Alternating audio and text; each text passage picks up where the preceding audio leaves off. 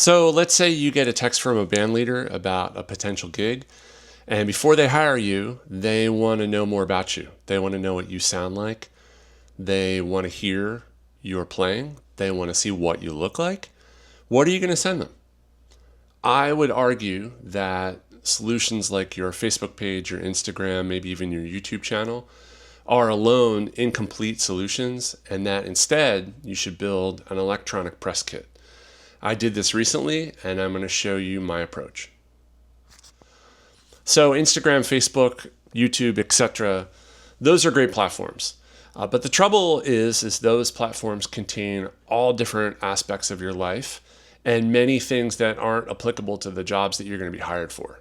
No band leader wants to have to sort through pictures of your last vacation or family photos, etc., pictures of your dog, pictures of your cat, right, to figure out whether or not you're right for the job.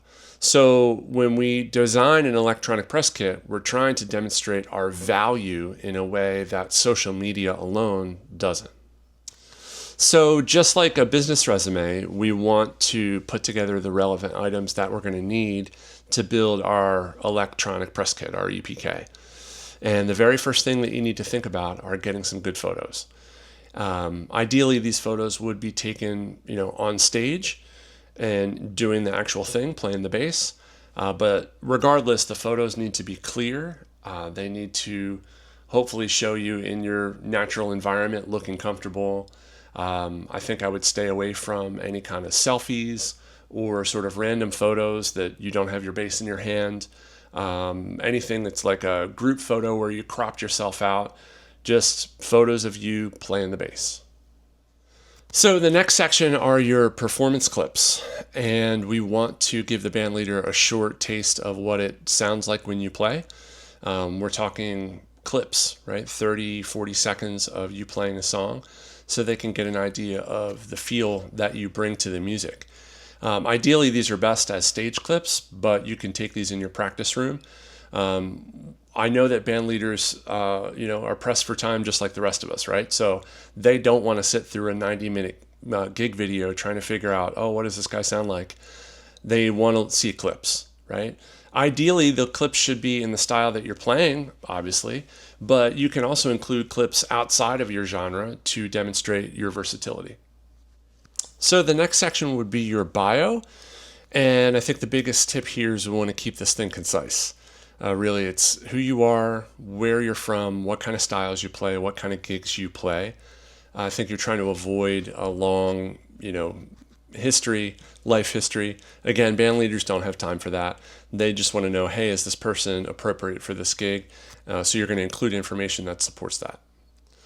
The last section is optional, but could be important. You want to include testimonials, people that you've worked with before, band leaders, venue operators, anybody who has anything nice to say about you.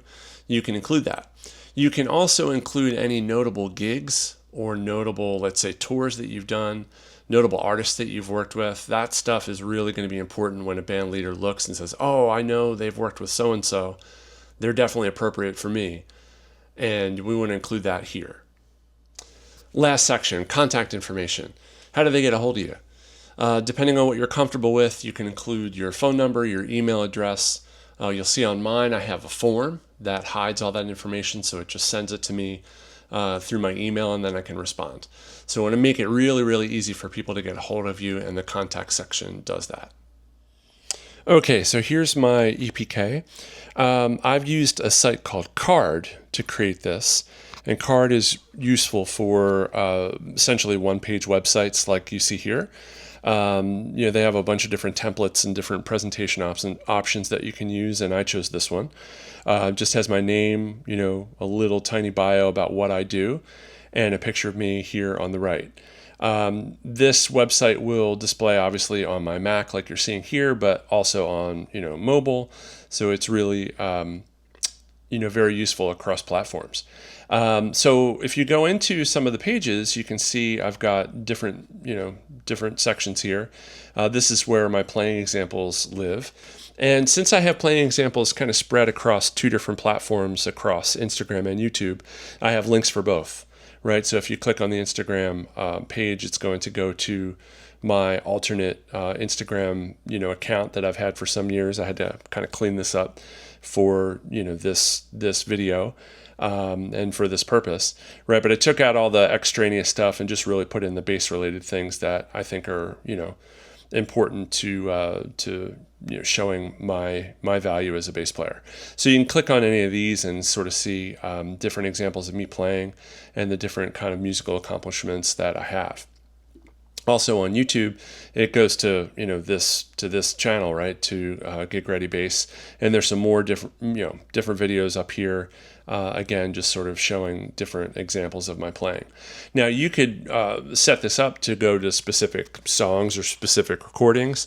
The platform is really flexible, so use it how you see fit. But this was really easy for me to configure. I did this whole thing in probably 30 minutes on a weekend, and ran into a couple of small problems with it as I built it, but it was pretty easy. So yeah, this is the playing examples.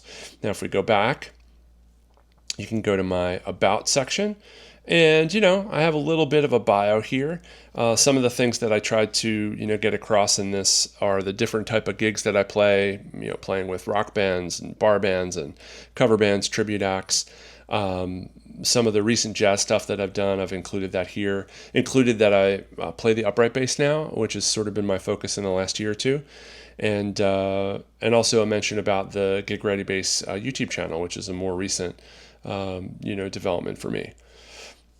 If you go back and look at the contact section, I've chosen to just use a form here because I'm not interested in just handing out my phone number to the internet.